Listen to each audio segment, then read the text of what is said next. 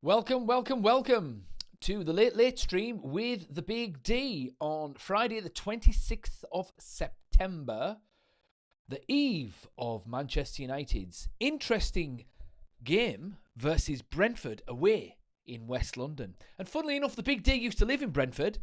The Big D used to live round the corner from Brentford's old stadium. I think they've got a new stadium now. I'm not quite sure, but I'm pretty sure. But I used to live on Mafeking Avenue. And Brentford, to be fair, I'm saying this, this we were talking, 10 years ago now. But it used to be really nice, up and coming, quite fancy at the time. But yeah, anyway, I digress. Welcome to the Late Stream with the Big D. And remember, if you like this stream, please like, share, and subscribe. And don't forget to click the little notification button so that you know when the next Big D stream hits. And as ever, if there's something on your mind, if something is bubbling up inside of you that you need to express, please express it in the chat or the comments. The Big D reads all of the chat and the comments, and he's always interested in what is on your mind. Anyway, yes, straight in at the chat with Chimney. Get Bruno out of my club. Chimney, let's start this stream on a positive note, please. Bruno Fernandes is Captain Fantastico at Manchester United, and he shall remain so as well, although I will concede it is probably his last season at the club as it stands. But we'll see. But we've got a few things we're going to get through tonight. There's one thing in particular that I do want to talk about, and that is the Ballon d'Or. This week saw the crowning of Ousmane Dembélé as the best footballer in the world. We're going to be talking about that in a little while. I'm going to be talking about the Ballon d'Or in general and maybe about players who should have won, players who could have won, players who did win. But we're also going to talk about Man United latest news and whatnot. We're going to maybe have a little prediction about the game tomorrow as well. So let's get into this. So tomorrow, players that are available and who are not available. Casemiro's out because he got sent off for a start, so he misses the game. It's only the one game, so he should be back for the Scousers because if I'm not mistaken, it was 2 yellow cards against Chelsea. Still annoying, but still. Also, Amad Diallo's out. Unfortunately, there's been a bereavement in his family, so we wish him and his family all the best. Who else? Dallow's back.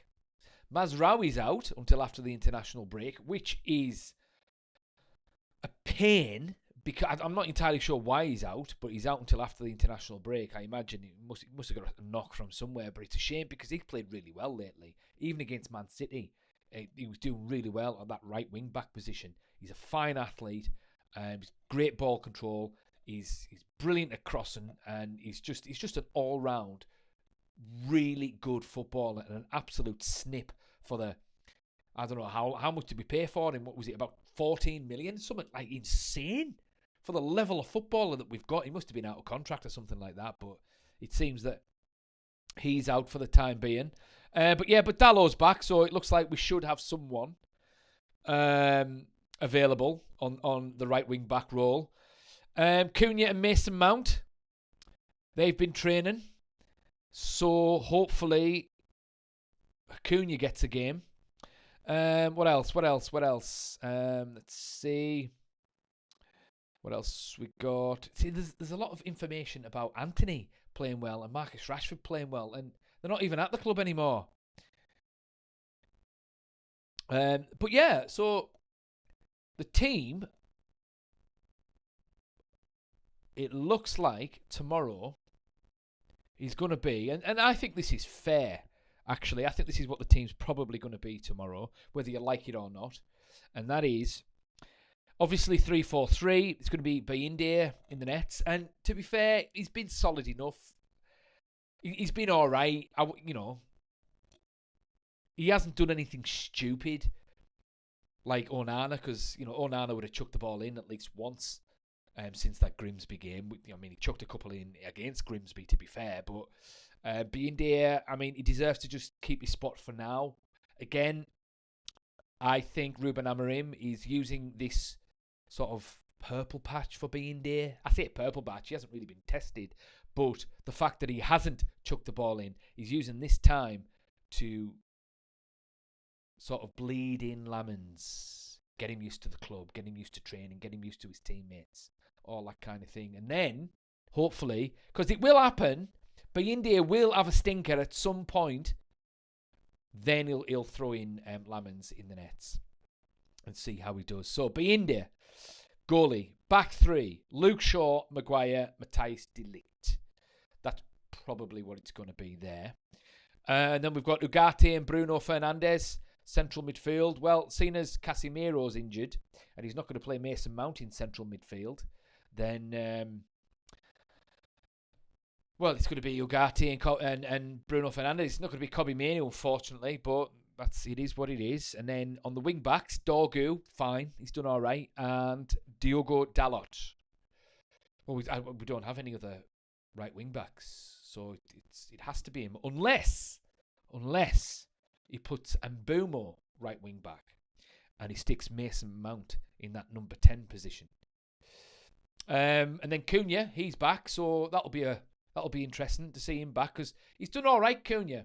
I mean, Mbeumo's done quite well as well.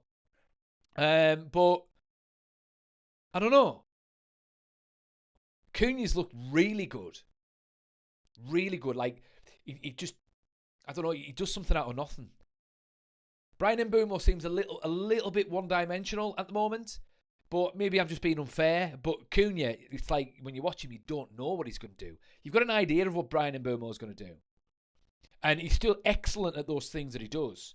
But he doesn't necessarily have that air of unpredictability, shall we say. Whereas Cunha does. And I really like that. I like those kinds of players at Old Trafford. So, yeah. It's probably going to be Dalot, right wing back. And then it's going to be Mbeumo and Cunha as the number 10s. With Benjamin Sesko up front. I've got a little game on Football Manager going. And I've got Cunha. And I've got Sesko. I've updated the squads, you see. I sold Mbeumo because he was rubbish. This was FM24, so it hasn't updated their abilities on that game yet. But Sesko's not bad. He's a good backup striker to Ousmane, who I bought for about £105 million from Napoli. But yeah, that's what I think the team's going to be with United. What do you guys think? Chimney, what are you saying? Salah clearly deserved the Ballon d'Or. Well, we'll get into that. I hope you're not a closet Scouser, Chimney, because if you are, well, it's bloody Scousers. Get off my channel. I'm only kidding. Scousers are welcome. I can take the banter, no problem at all. But Chimney, 3-4-3, you hate it, mate, don't you? You hate Bruno and you hate that 3-4-3, mate. I know you, pal. But there could be a Scouser playing tomorrow in Jordan Henderson. So hopefully we can run him ragged. But yeah, apparently Man United haven't won back-to-back Premier League games in 16 months. What's that all about? I've never known the like with Manchester United. Man United are meant to be, well, they are the most famous club in the world. They are history and just general stature. Obviously, we've been in a slump for a bit. But even our slump, as we've said before, our banter era is still trophy-laden. You know, I've still got usually like, and compared to what Real Madrid. But, point being, how on earth have Man United been unable to win back-to-back Premier League games in 16 months? It can't be right. It can't be right.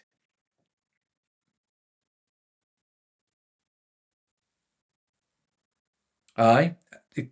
That's what it says here. I mean, we should beat Brentford. I mean, Ruben Amorim, he talks about this game as being one of the most important games he's had since he's been here. And I can kind of see why he's saying that.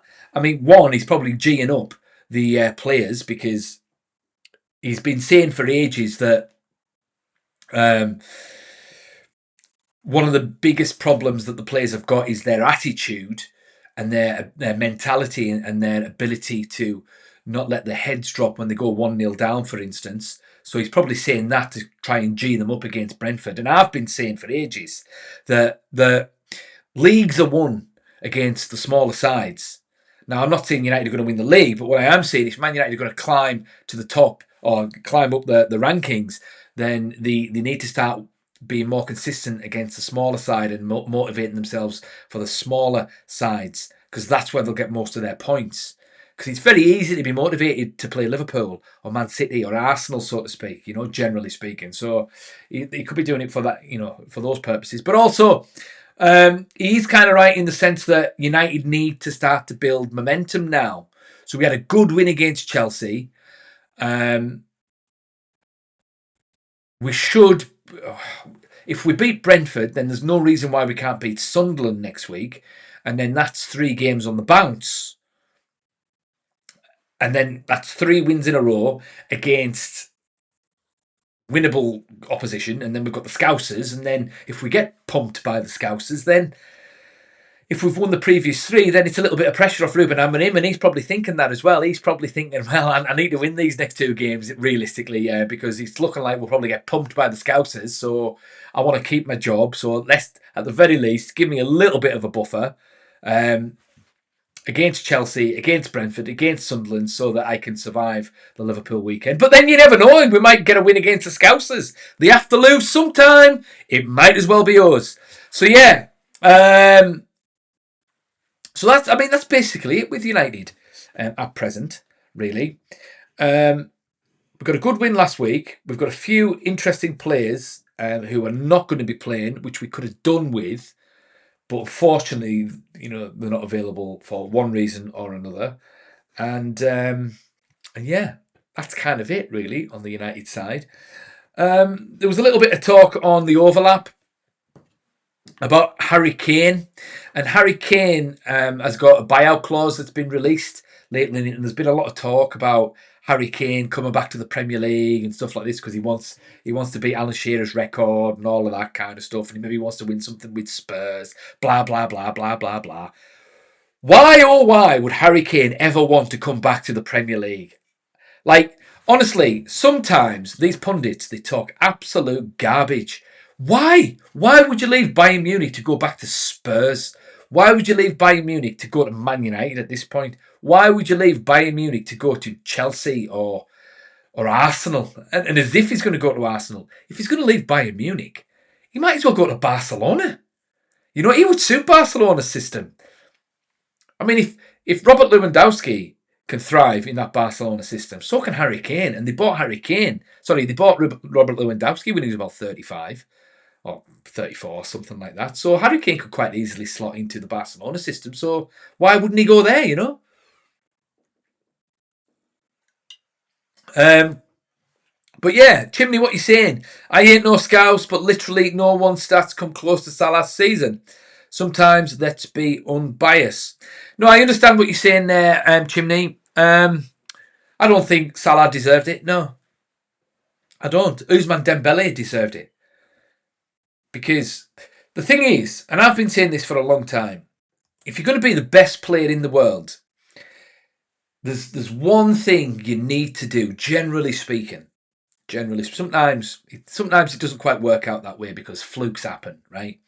But generally speaking, if you're going to be the best player in the world, you've got to be the main man in the biggest teams that win the biggest trophies, right? That's it. And you're the man that makes the difference in the biggest games to win the biggest trophies. And Ousmane Dembélé was the unquestioned star of that Paris Saint-Germain team that won the Champions League. And they just swept everyone along the way. And he was fantastic. He fulfilled his potential as well. Because I remember when he was like an FM wonder kid, when he was at Dortmund, and then he goes to Barcelona, and then it doesn't quite work out for him, and he's getting called a bad professional and all of this, and then he has injuries and things like that and whatnot.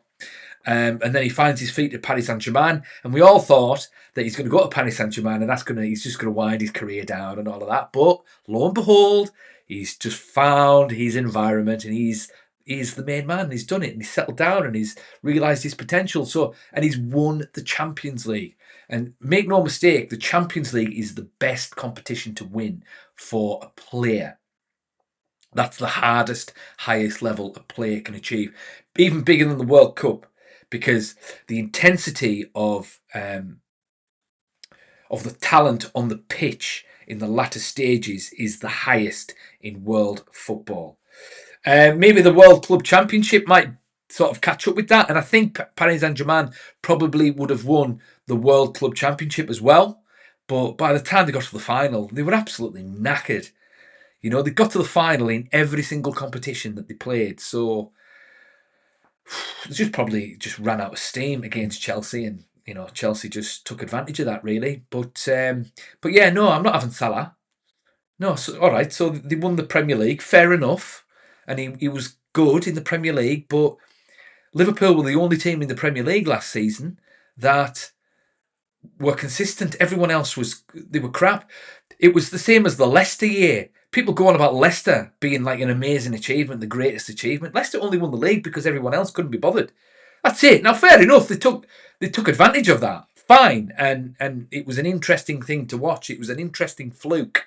But make no mistake, that Leicester Premier League win was a fluke. And Liverpool winning last season was primarily because Man City couldn't be bothered last season. That was it. That was it. They just couldn't be bothered. So it'll be interesting to see how Liverpool do this season, because Man City seem to be waking up again.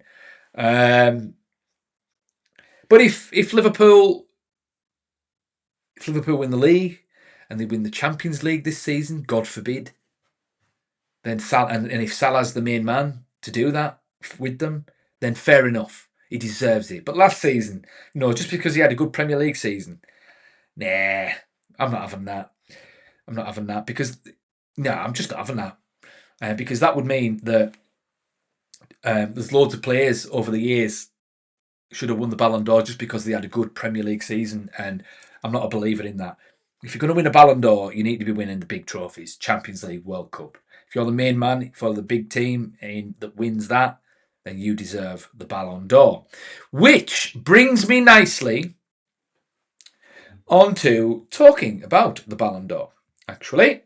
So I've got a little thing up here, and I just wanted to go through this. Let's see. So, so the Ballon d'Or rankings, top 10. It was an interesting top 10, to be fair. I mean, Nuno Mendes, the left back, came 10th. Gianluigi Donnarumma, I mean, it's dominated by PSG naturally. Gianluigi Donnarumma, the now Man City goalkeeper, came 9th. Cole Palmer finished 8th. And, I mean, that's got to be off the back of a scintillating World Club Championship and being the man of the match in the final and just absolutely tearing PSG to pieces. I mean, the thing is with Cole Palmer, I actually quite like him.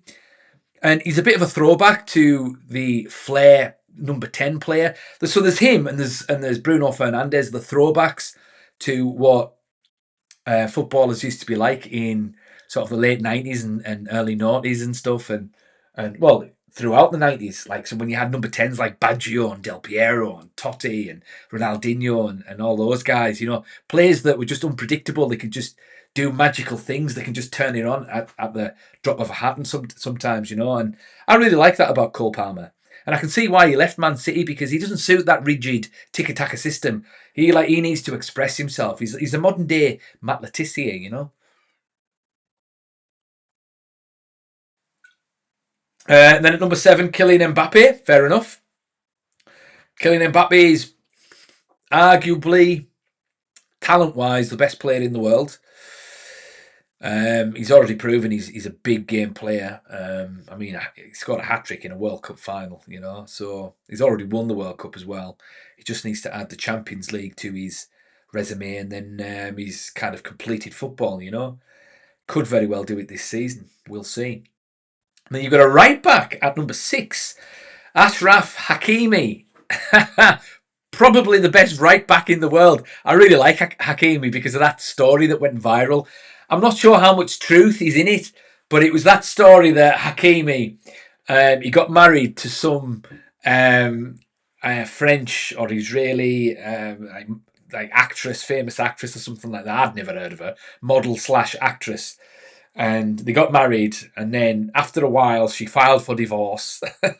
And then during the court proceedings, she, they looked into his estate to divvy up his money and his holdings and his property and all of that. And they realised that he didn't have anything on paper and that everything was in his mum's name. So it turned out that she had to pay him alimony.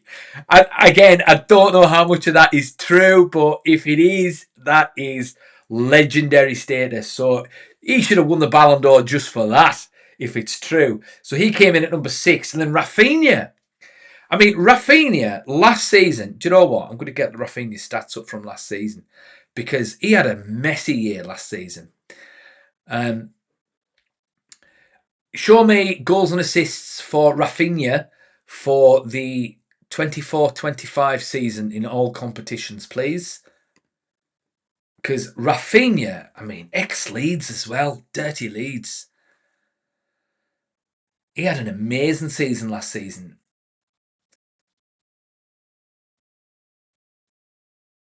Wow. In 57 matches, he got 34 goals and 25 assists for Barcelona. Wow. That is insane. Do the same for Lamine Yamal and Ousmane Dembélé and Mohamed Salah. So we're just going to break down this, just for chimney's sake, by the way. And we're just going to have a little stat comparison. So yeah, Rafinha absolutely smashed it. I mean, that's Messi numbers, to be fair.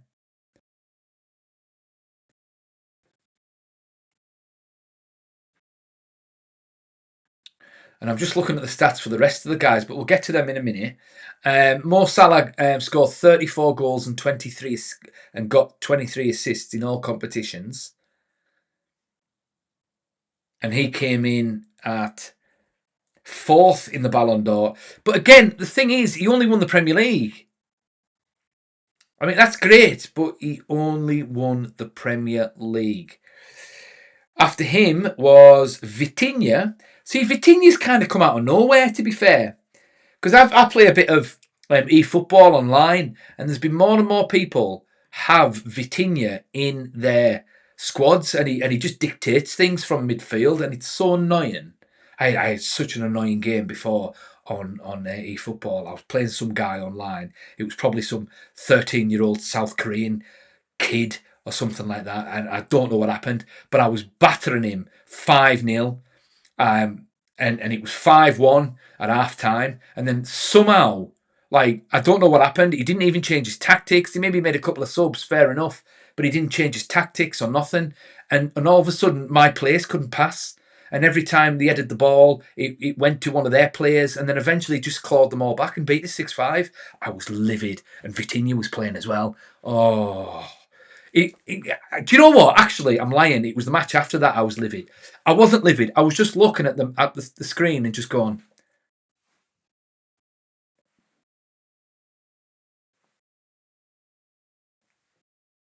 "What can I do?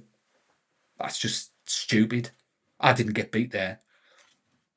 That was rigged. It was fixed." But I'm actually thinking back. I am getting a bit livid thinking about it. I don't know what it is. I'm temperamental. The Big D is temperamental. Nonetheless, Vitinha, good player. And then at number 2, Lamine Yamal. Now, I like Lamine Yamal. I do. I like him. But that can't be right. Apparently, he only got 18 goals and 5 assists in 55 total appearances. That can't be right. Because he's come second. Those stats for Lamine Yamal can't be right.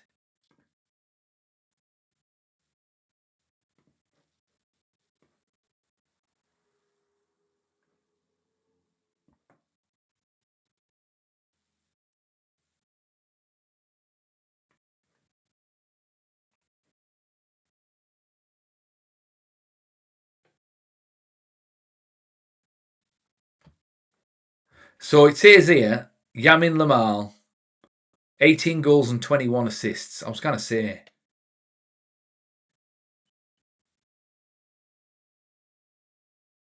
All right, there we go. Yeah, so in all competitions, 18 goals and 21 assists. Now, fair enough. I'm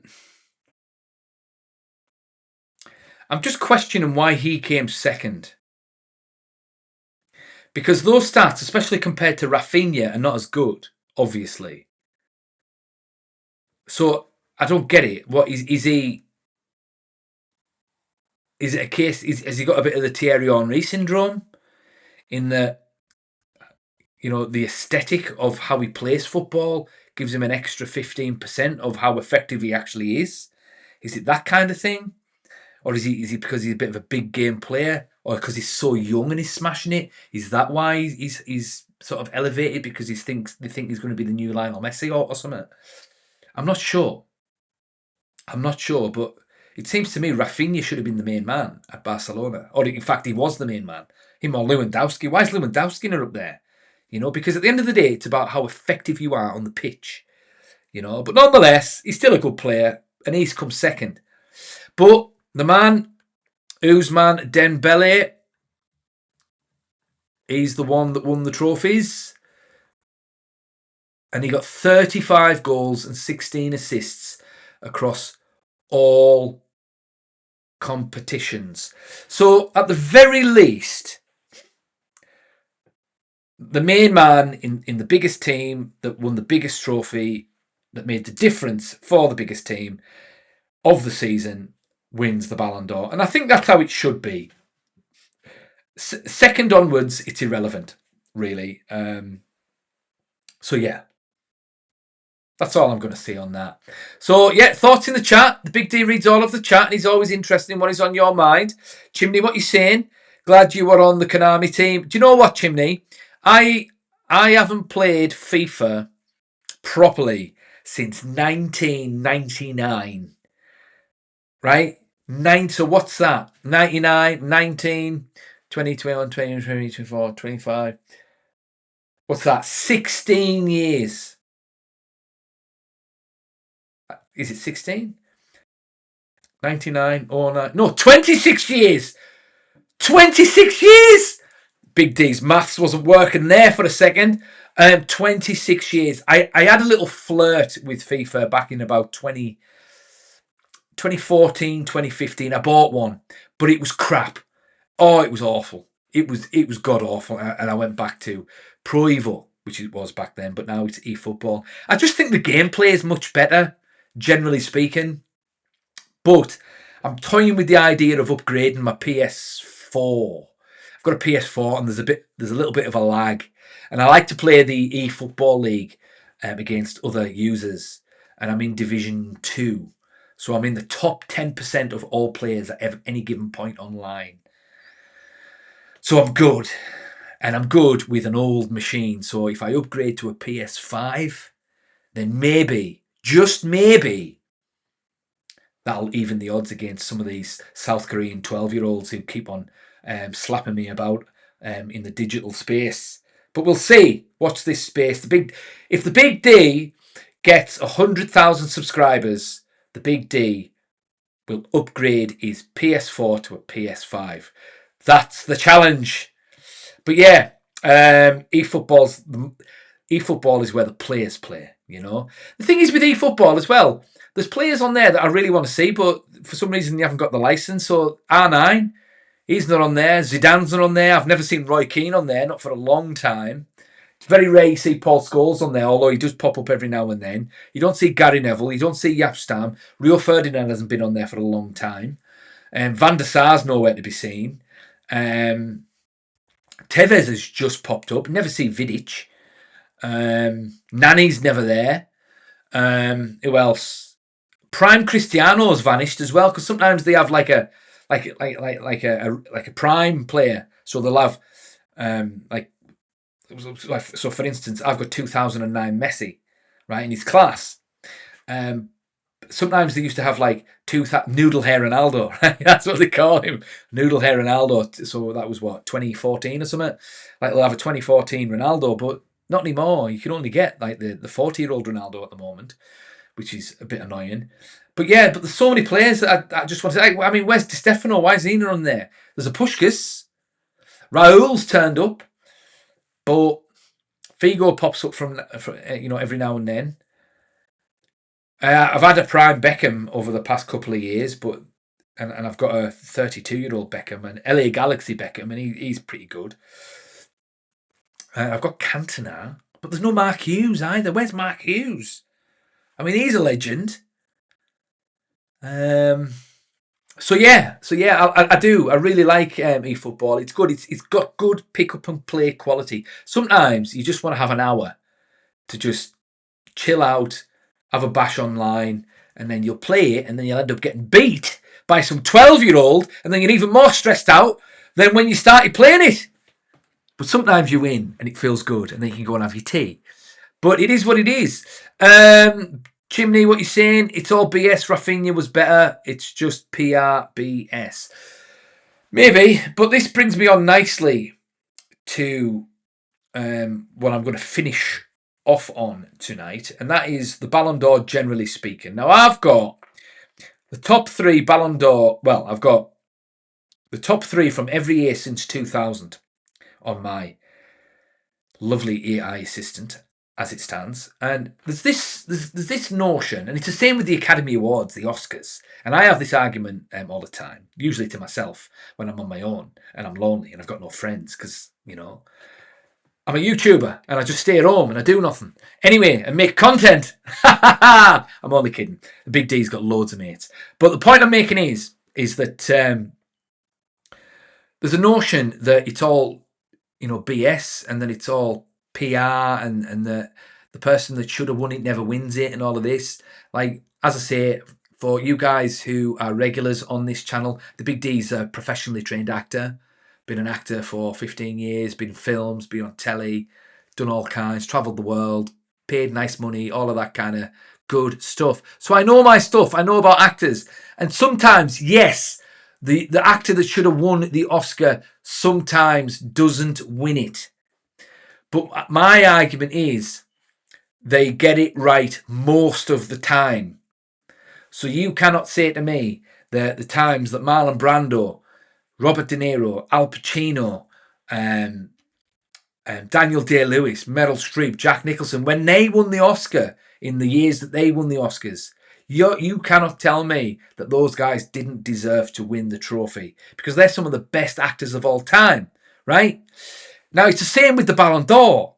It's a similar premise. I get it, and I get why people are a bit upset, because sometimes like people's favourite player might be up for an award and they don't win it. And so they're like, oh, well, they should have won it, blah, blah, blah. I've been one of those. I have been one of those. And I stand by some of my opinions on this front. However, I would argue that most of the time, the right person wins it. So we're going to go through this. So the Ballon d'Or in 2000 was won by Luis Figo. Number 2 was Zidane, and number 3 was Shevchenko. See, in 2000, I would argue that Luis Figo shouldn't have won it, and that it should have been Zinedine Zidane, primarily because he was the main man for France and they won the Euros that year. So why Figo got it, I don't know.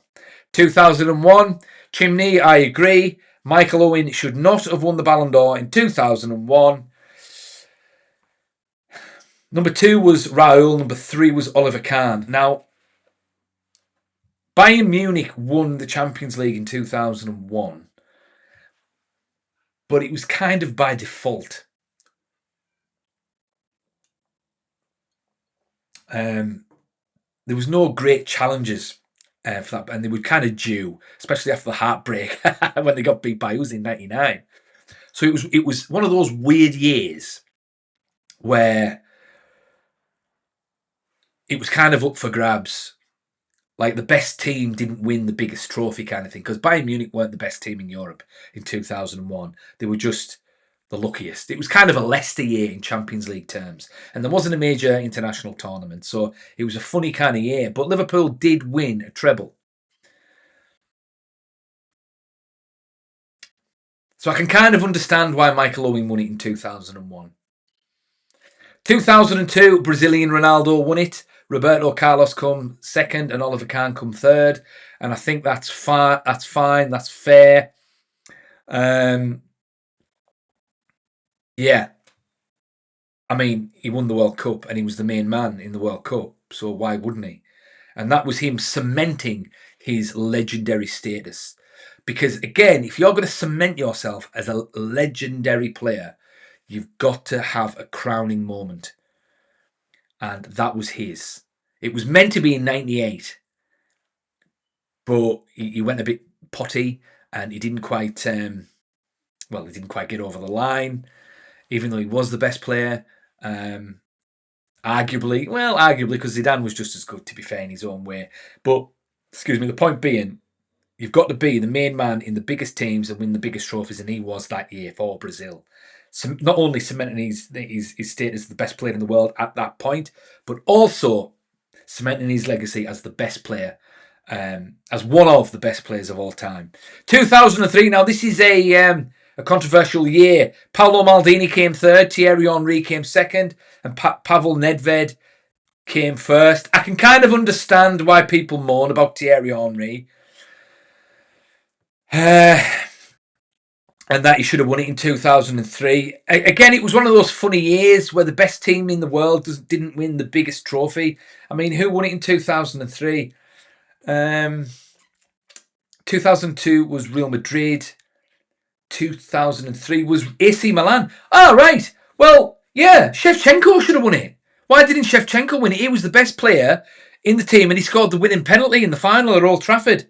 So I'm going to look into this. Give me Andrei Shevchenko and Thierry Henry's goals and assist stats for the 2002-2003 season, please.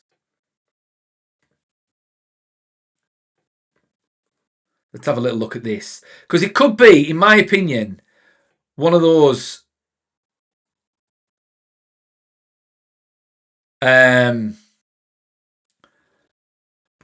more Salah years. So let's have a look. So Shevchenko scored 18 goals and got 5 assists in Serie A. And Thierry Henry got 24 Premier League goals and 20 assists in the Premier League, which is amazing, to be fair. What about their respective Champions League efforts? Goals and assists. Let's see what it says here.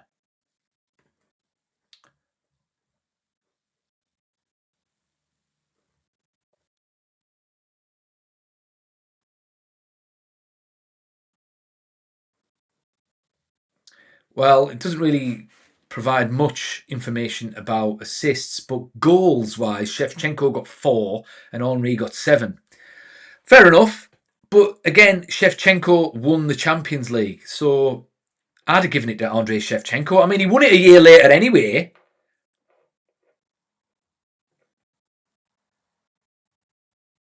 Yeah, I mean, he won it a year. See, all right, go on then. I'm starting to feel the frustration with some of this because sometimes it just doesn't make sense. So I would argue that Shevchenko should have won it in 2003, and then the following year Shevchenko did win it in 2004.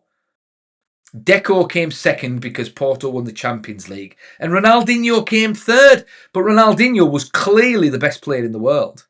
And in 2005, Ronaldinho won it. Lampard came second. And Gerrard came third. Now, in 2005, Liverpool won the Champions League in that infamous final. And Steven Gerrard was the main man in that team. So you could argue that Steven Gerrard maybe should have won the best player in the world in 2005. But was he better than Ronaldinho? Because Ronaldinho was one of those freak players, you know. And Lampard was good that year. I mean, what I would say is in 2005, those 3 players that came top 3, those were the right 3 players. although you could argue, I sympathise with the Scousers a little bit, that Gerrard maybe should have won it in 2005. 2006, Cannavaro, Buffon, Henry. I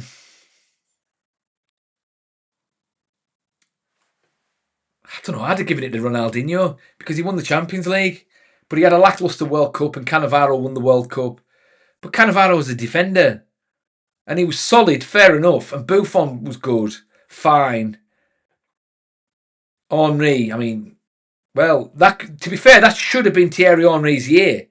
I mean, they were 1-0 up in the final in 2006 and he was through on goal.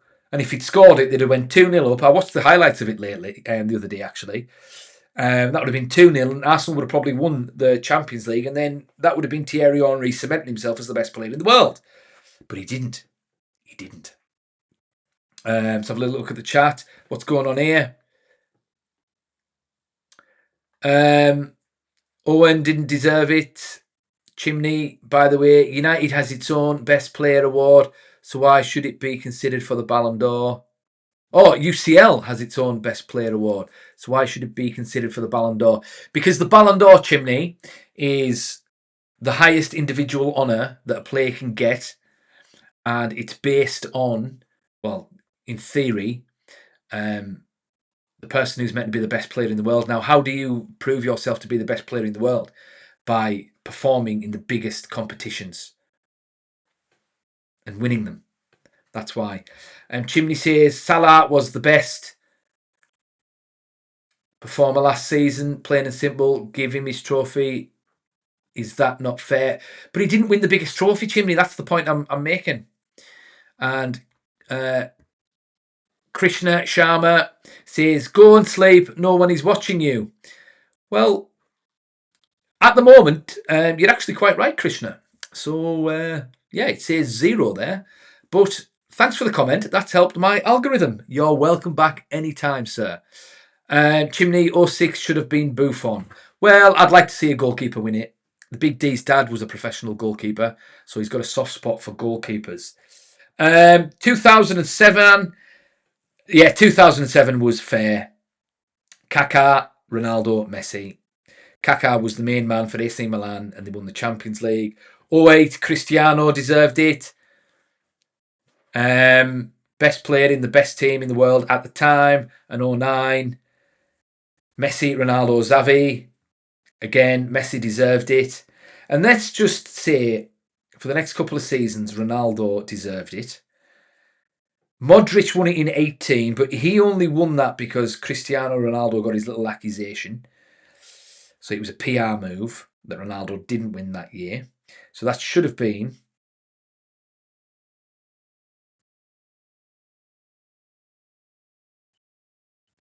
Ronaldo should have won another one, a third in a row, I think.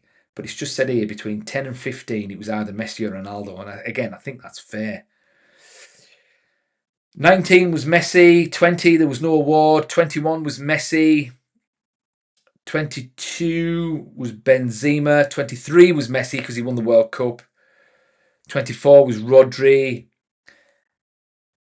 I think that was deserved. And then 25 was Ousmane Dembélé. So, yeah. Yeah, I mean, there's a couple of instances there where I feel as though there's some kind of argument. However, I stand by my decision, and that is that most of the time they get it right. Now, the Big D is going to take Krishna's advice and he's going to wind things up. He's going to finish his Corona Zero and he's going to have a little bite to eat. So thank you for watching, all those that commented. Really appreciate it. The Big D will see you in the next one. Ciao.